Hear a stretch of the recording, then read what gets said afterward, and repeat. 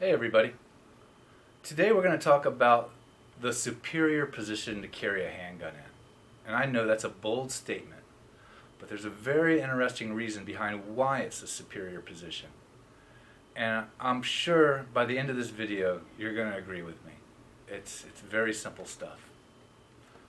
So, as you know, if you're familiar with our company, we spent over 7 years designing a particular holster, the 3-speed holster. And this was with the help of hundreds of working undercover officers. And now one thing they all had in common was they all carried in the same position, the 12 o'clock position. And I've always known about, the positives of carrying the 12 o'clock position, but let me tell you, some of the stuff that I learned from these guys and women just blew my mind, and I'd like to share it with you here today. So people often refer to it as appendix carry. And we're not talking about appendix carry. Generally, I think of appendix carry, I'm thinking over here to the side. We're talking about the 12 o'clock, which is basically you take the core center of your handgun and you line that up with the core center of your body, with your belly button. I'm carrying right now, as you can see, here where I have it. Most people don't carry in any kind of up front position, and there's generally two reasons why this is. One being a comfort issue. Well, our holster solves that issue, so 100%. So you don't have that excuse anymore. And you can watch other videos and visit our website to learn more about that. The second reason is a safety concern, which happens to be an absolute myth. And I'll cover this myth at the end of the video because I really want to get into the interesting stuff first. Now, I've written an article on this. So just so I don't miss one little detail, what I'm going to do is I'm going to be reading the article. And as I read, I'm going to jump in where I think I need to jump in. So let's go. I'm going to just start reading. Let's get into this. And in no particular order. We'll start with protection of your weapon. So here's a situation. Hand-to-hand combat. The attacker suddenly discovers you have a gun holstered on your body. He then reaches for and grips the handle of your holstered gun. You react too late to prevent it, but just in time to put your hand on top of his, which is now trapping his hand between yours and your loaded handgun. From the 3 o'clock position, so let's say, I'm going to stop for a second. So this is something that's very common to train for. Somebody sees you have a weapon, they put their hand on it, you put your hand on top of their hand. So I'm trapping their hand between my gun and my hand. And if at 3 o'clock position, let me just read on. From the 3 o'clock carry position, your weak hand has to reach all the way around to the front of your body to come to the fight. This compromises the leverage and the power of that entire arm. The force needed to protect your pistol is concentrated to the far right side of your body. Your balance is compromised. Your strength is compromised. Your view of the situation is compromised. Also, the attacker is that much closer to getting behind you, making you more vulnerable. So in the exact same scenario, carrying in the 12 o'clock position, you have equal and full balanced force from both arms and both legs and a clear view to the issue at hand. You have a balanced stance also allows for more efficient kicks, punches, and when the opportunity presents itself. Also, as a fail-safe, we always have the option of going into a fetal position, curling up our body forward and completely locking the gun into the holster. So let me explain this. So again, we're clear on that. Now the 12 o'clock position, somebody puts their hand on my gun, I trap their hand in here, my left hand comes in, and look at that. I've got full and balanced power. Like I said, I've got kicks, I can throw knees, I can headbutt, hell, I can bite them. And plus my eyes are in front of me, and if they try to get behind me, try to spin me around, I'm going to stay right in front of them. I have a much better chance. And also, as I mentioned, as a last resort, if they're getting the best of you, you can drop to the ground and go into the fetal position and lock that gun. Put your knees to your chest, and they're not getting that thing out. Gives you another opportunity to maybe roll away and then get your gun out and do what you need to do. Okay, so that's one big thing. Any one of these we can expound on for hours. Let's go to the next one. This is an interesting one. Covert deployment. Now everybody I see training, they're training with their fast draw, as fast as they can get that thing out. People don't think too much about the covert draw. Some people call it a slow draw, but it's more than that. It's a covert draw. It's using sleight of hand, misdirection. And here's one quick little tip. Someone's got their gun on you, and you think they're going to kill you, but you can't get to your gun because they've already got their gun out, something you can do is actually take your eyes off of their eyes and look behind them. That's a misdirection. That can cause that person to look behind them. Now you at least have a second to do, what you need to do. So let's read. Covert deployment. No matter how fast you can draw a pistol, it's never as fast as someone who already has their gun out. We've heard that a million times. In this situation, any motion we make which implies reaching for a weapon will most likely be met with gunfire. This is when the element of surprise is critical.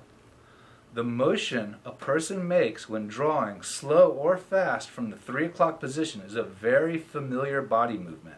This comes from culture, TV, movies, etc.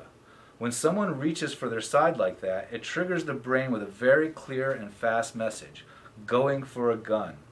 Eyes are extremely sensitive to the slightest movements. Brains react instantly when triggered, especially in tense situations.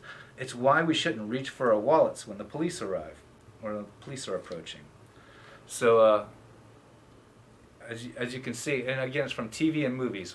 What does this tell you when someone goes like this, or even slow when they're going like this? Maybe they're going to get their wallet, but maybe not. But just instinctually, and this is worldwide from movies and TV and whatnot, this is going for a gun. It's just instantly triggers that. And when you're going for the 12 o'clock, it doesn't give that same message of going for a gun. And let me read on, because we go a little deeper here, it gets even more crazy interesting. So the best way to comprehend this is to stand in front of a mirror, and you should do this. Stand in front of a mirror and do it for yourself. And draw from the 3 o'clock position. Notice every detail from the shoulder down to the hand. Even muscles in the neck are being used. Now draw from the 12 o'clock position. The shoulder movement disappears. The elbow remains stationary. Simply put, less movement means less information displayed to the eyes of the bad guy. Now here's where it gets interesting. An even more powerful fact. That motion, the body language expressed when drawing from a 12 o'clock position, does not only not send that same going for a gun signal, it in fact sends the exact opposite signal that triggered in the brain. So here we go. The body language a person expresses when they put their hands in front of their body is a passive message, as opposed to someone with their hands at their side, a much more aggressive and confident posture. So we want every advantage we can get to put that person off. If putting your hands at your side, even if you're being ready, which is actually the next section I'm about to talk about, that's sending a confident message. Whereas here it's a passive message. So even going for here and keeping your hands out here, it sends a more confident, puts the other person is more alert, as opposed to someone here and going for here. It looks like we're going to a passive message, like we're going to protect ourselves, but what we're really doing is we're going to get our gun. So now here's that we're finished with that part. We're going to go to the next part. Again, we can talk about entities and expound on them in all different directions.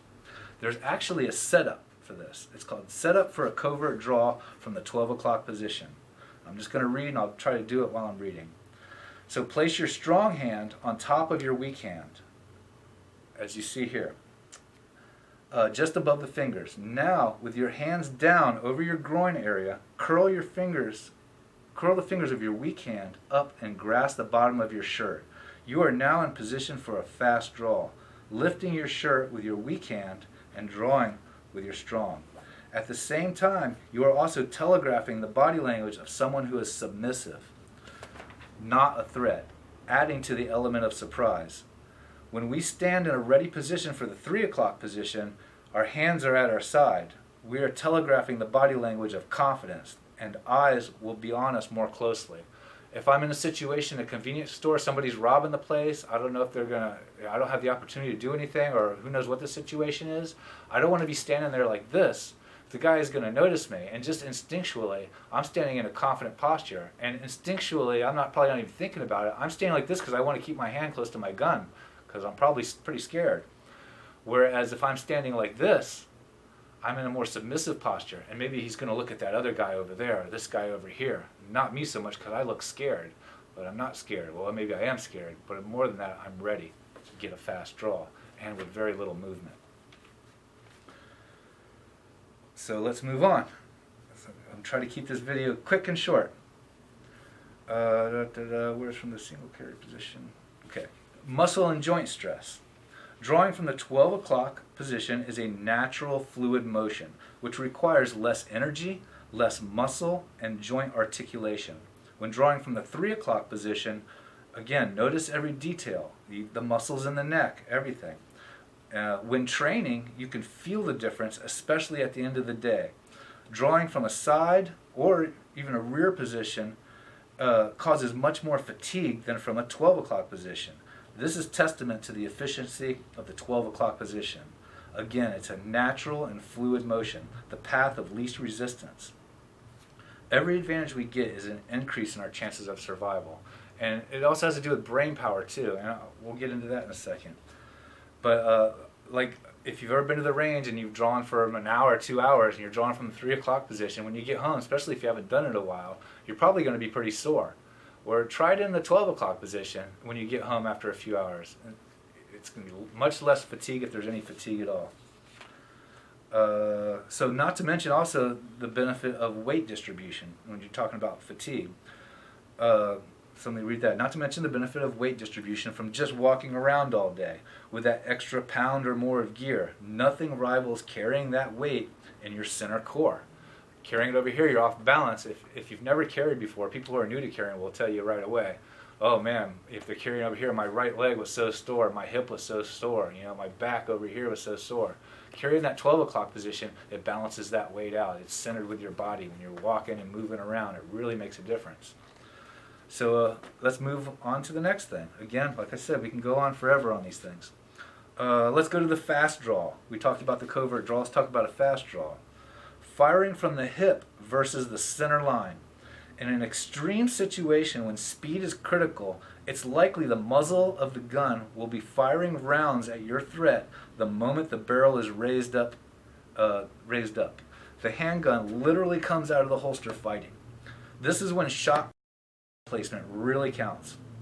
The fastest draw in the world means nothing if you miss your mark. And I also have a video that explains that, how if and you go to our website to see these videos. If you have the gun in your hand, and it's from training and stuff, we get used to having a proper grip placement. But in a real situation, it's the exact same thing that happens to you when you're in a car accident. Your brain shuts down, motor skills go out. It seems like time is slowing down. Time doesn't slow down, but what's actually happening is your brain is literally shutting down and going to those primal fight or flight sections of the brain.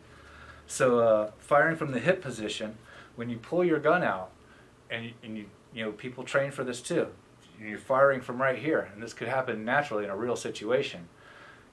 Your brain has to make these trajectory calculations from over there. You're not as accurate as if you were from here. When you draw from here, you're immediately at the center line. Again, this is another one that actually the second part of this gets really interesting. So let me read on. When you draw from the 12 o'clock, the gun is already at the center line of your body, which I just mentioned. Firing from the center line is much more accurate. Your mind is geared to line objects up with your center core. We are symmetrical beings, symmetrical eyes, arms, legs, brain, etc. Firing from the 3 o'clock hip position is asymmetrical. It's off balance with your natural body design, especially your eyes. Firing from the hip position requires much more complex trajectory calculations for your brain to process. Whereas firing from the center of your body, everything is lined up within that comfort zone of your brain's symmetrical design and view of the world. It's instinctively the superior position to fire a handgun from. That's why they train you when you draw from 3 o'clock. They don't have to bring it up over here, right? No, they train you to bring it up here and bring it to your center line. So here, we're already there from our center line right out of the chute. Now here's the part I was talking about, the second part of this. It gets really interesting. How about this? More accurate two-handed grip on the draw. Again, grip placement is everything. And as I started to mention before, we have another video, I got diverted, that if you don't have that gun lined up in your hand like you normally do, if it's out of kilter just a little bit, just a millimeter, as that triangulates out to the target, that's feet off target. And I give an example in the other video of a common story that we've heard where you have 5, 6 police officers, they're chasing a guy, and all of a sudden the guy spins around and just starts firing his gun at him. Police were not expecting that, and they all drew their weapons in a panic because we're all human beings. And from training and whatnot, they always draw, they do it over and over again, get that muscle memory to have that gun and proper grip placement. But if that gun was off kilter just a little bit, all 5 of those cops, and this is the story we always hear, they all unload their weapon, 100 rounds, and they don't even hit the guy, or they hit him once or twice, So again, I explained that better in another video. Let's continue on. So firing from instinctively superior position. Okay. Also, remember the visual signals. Put 2 and 2 together and see its role in a fast draw situation. If it takes the bad guy 1 extra split second to figure out what's about to happen, that extra moment can mean everything. So again, it's the visual of pulling out when you're even going for the gun. That's a split second of telegraphing what you're doing. Whereas if you're going for this, it's a split second less, and you're already at the center line. So, I already explained that. More accurate grip. So drawing more accurate grip with 2 hands on the gun. By the way, this is we're winging this video, so I just repeated myself. I'm not going to cut it out. We're going to leave it in there and continue on. So the moment you draw from a 3 o'clock position, both your strong hand with the gun and the weak hand headed for proper grip on the gun are moving to a predicted meeting point, which is in the center line, moving to a predicted meeting point in the center line of the body. The brain is making calculations for both hands, predicting the correct angles and speed the hands must meet at just right moment and location. One miscalculation can cause improper grip and bad shot placement. So the solution, drawing from the 12 o'clock position, so remember that we're 2 angles going to 1, drawing from the 12 o'clock position, the strong hand with the gun is basically a stationary object. We have just cut the calculations the brain has to make in half. So now, let me read on, because I can read better than I can talk, obviously. We have just cut half the calculations the brain must make in order to get both hands into proper firing grip on the gun. The energy saved and less brain calculations can instead be focused on the job at hand. So to sum it up, 3 o'clock position, 2 hands moving through space need to line up and regulate their speed and angles while calculating trajectory to meet at a predicted point in space, versus the 12 o'clock position, 1 object, this hand, moving through space to meet a relatively stationary object on the center line of your body. So it's naturally, just right out of the chute, going to be more accurate. Okay, let's move on to the next one. Concealment. Right away, we achieve a great advantage simply because your gear is in that do not touch, do not stare area of the body. Navigating through crowds is a breeze. No bumping the handgun into people or furniture. Not to mention social situations, dancing, hugs, or squeezing in for a group photo. The examples go on and on. Chances are with this 12 o'clock position, all is well. That's a sort of social concealment. Now here's what we call tactical concealment. That's where it matters in the fight. On the tactical side, concealability can mean the difference between life and death. For example, in a grappling situation, non-lethal combat, you're in a fight with somebody. Things may never need to escalate to deadly force, and keeping our weapon undetected can help ensure this. A gun holstered on the front part of the body is protected and concealed by both the bend of your torso and your hands and everything. At the 3 o'clock position, it is exposed 100% of the time. So you imagine you're wrestling around with somebody. It's more likely that they're going to bump into this gun, find this gun, see this gun. It's not in front of your eyes. It's not in a place where you can pull it away so easy. From the 12 o'clock position, your gun is under equal guard and balance power from both your arms and legs, as we mentioned. So, and a great example of this is you're in a fight with somebody, and maybe that person doesn't want to hurt you, like kill you, I mean. Doesn't want to seriously hurt you. Who knows? But it's a stranger. You don't know that person's intentions. They don't know yours. And in the middle of that conflict, they discover you have a gun. Now, there's 2 ways they can react. I mean, they can run. Both of them probably involve some panic. So they can run, or they can see that gun and think, oh my God, this guy, me or you, is going to hurt them. And they can instinctually just go to grab that gun to keep you from hurting them. But you don't know what they're thinking. You don't, and we don't know what they're thinking, or vice versa. You know what I mean? And it can turn very ugly very quickly. So keeping that thing, protected for one, and just if they never see it to begin with, even better. So I'll stop there. We'll continue to the next one. Weapon access, not just from the ready-go stance. We're talking about real-life situations. You may need to take cover before you can draw. This is one of the reasons we train from a variety of positions. For example, if you're on your back and you draw from the 3 o'clock position, your elbow hits the ground, so I'm on the ground, my elbow hits the ground, forcing your arm outward to compensate, or curling your body like this to get in there, and the draw becomes compromised. The angle of your wrist is now in an awkward position. Getting a proper firing grip under high stress could prove very challenging. 12 o'clock position can be drawn while on your back, on your side, on your belly, and everything in between. Try it for yourself. That's the best way to really believe this. The proof's in the pudding. So this is the second part to this, and this part gets interesting. So can you get to your weapon if it's pinned between you and the ground? How about with a 250-pound person on top of you? Let's say you're pinned on your belly, carrying in the 12 o'clock position. Body mechanics come to the rescue. Like an alligator's jaw, we have a huge amount of strength bending forward and very little power bending sideward or any other direction. You also have an equal and balanced power of both arms and legs. You might be very surprised at how easy it is to get a clean, safe draw from the 12 o'clock position. 3 o'clock position pinned to the ground on your side, and you're going to have a very difficult time getting your gun. So let me illustrate this. So you imagine, and you can probably pretty much figure this out for yourself, so I'll make this short. If you got in 3 o'clock position, say the ground is here, and there's a 250-pound person straddling you, and the gun's in here, and maybe they're stabbing you with a knife. Are you going to be able to get that gun out? It's locked in the ground. The back is even worse. And like I mentioned, like an alligator's jaw.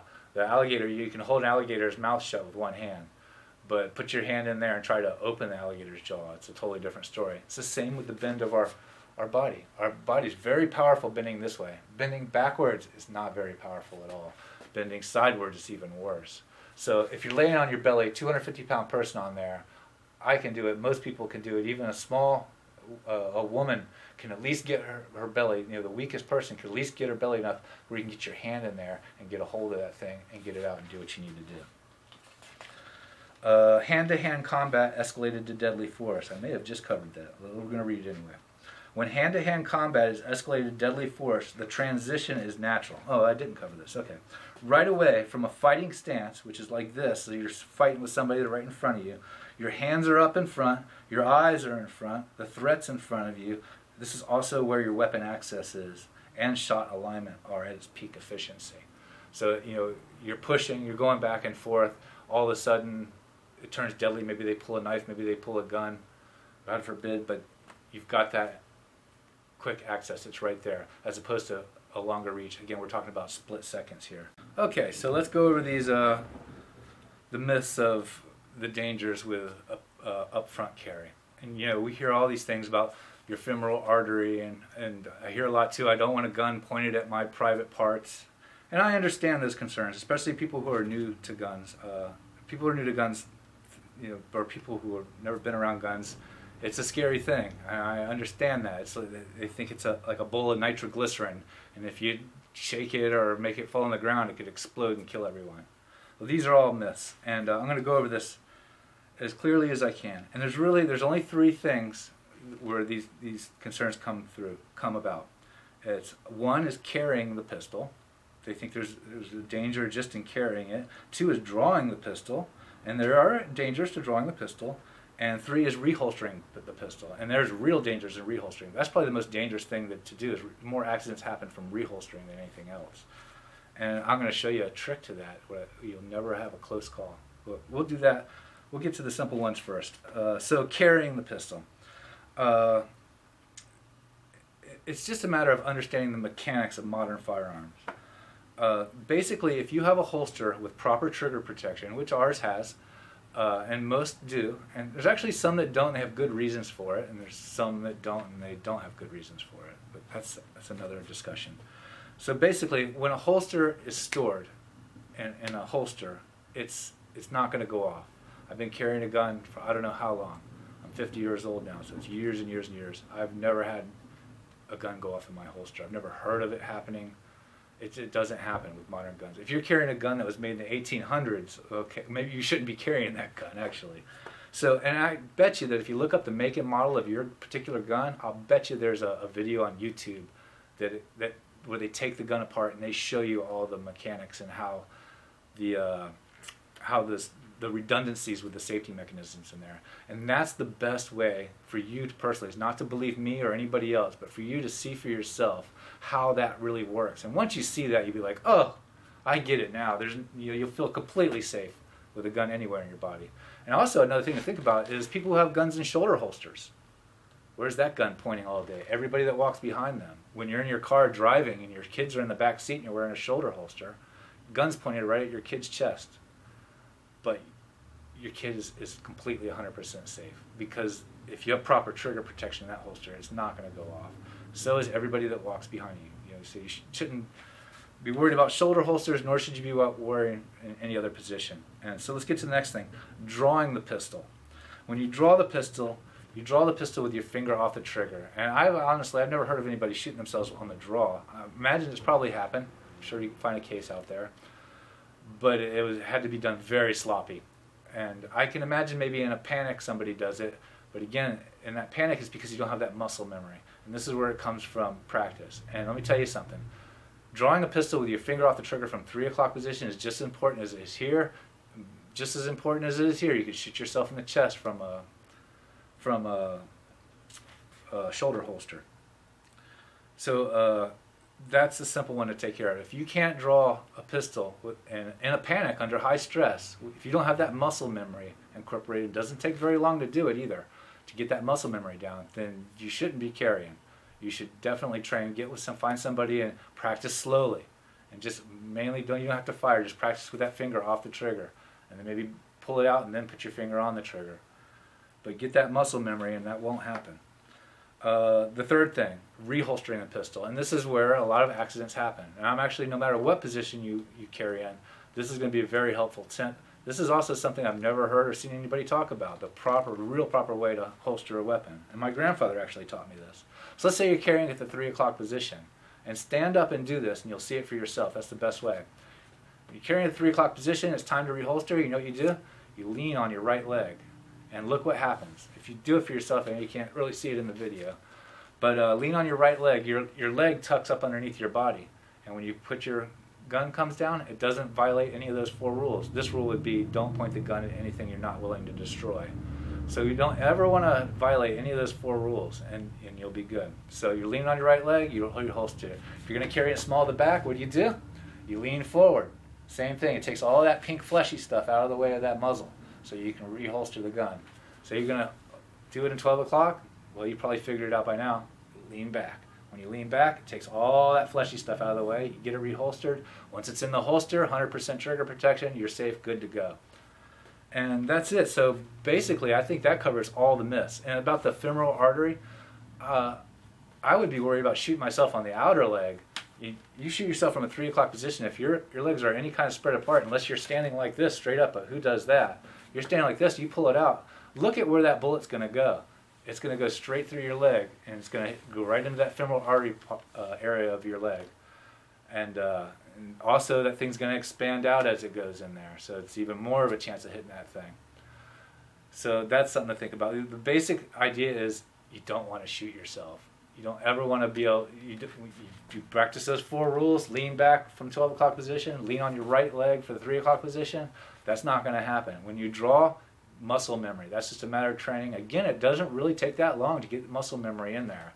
You just do be consistent. Don't ever break it. And when you haven't been training in a while, when you come back, pretend like you've never trained before and start fresh. Don't get out there and just start going fast. Also, another thing with reholstering, and I'm seeing more and more of this around, and it makes me feel good that I'm hearing more of this. You never need to reholster fast. Never.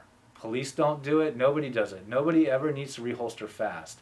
And I see that a lot at the range, and it makes my stomach churn. Reholster slow. You draw fast, that's fine.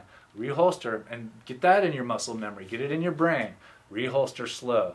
Because if you want to see something crazy, I've seen YouTube videos out there. And you put it on slow motion, because YouTube has that option in the bottom right. Watch when they draw or watch when they're reholstering in slow motion. I see stuff like this where it's going in, they're not getting in, their finger goes inside the holster where the trigger lives, then it's going outside the holster and inside, and I'm like, reholster slow. People, the most common excuse is, well, what if the police are coming? I need to get my gun in the holster quick. I don't want them to pull up with my gun in my hand. That's even worse. If the police are rolling up, Police cannot tell the difference between you reholstering and drawing. It's the same again. Remember that? We're talking about that body language? No, you see the police, you put it on the ground. Don't reholster, you're going to get yourself shot. Okay? There's never a reason to reholster fast. And that's it. That's the video.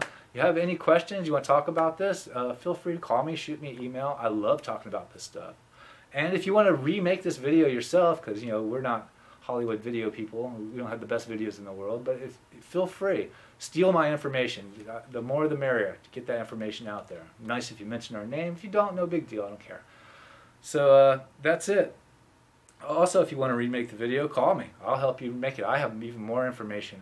We can go into all kinds of details. And who knows, by that time I might even have even more stuff written down. So that's it. Thanks for listening, and have a great day, and see ya.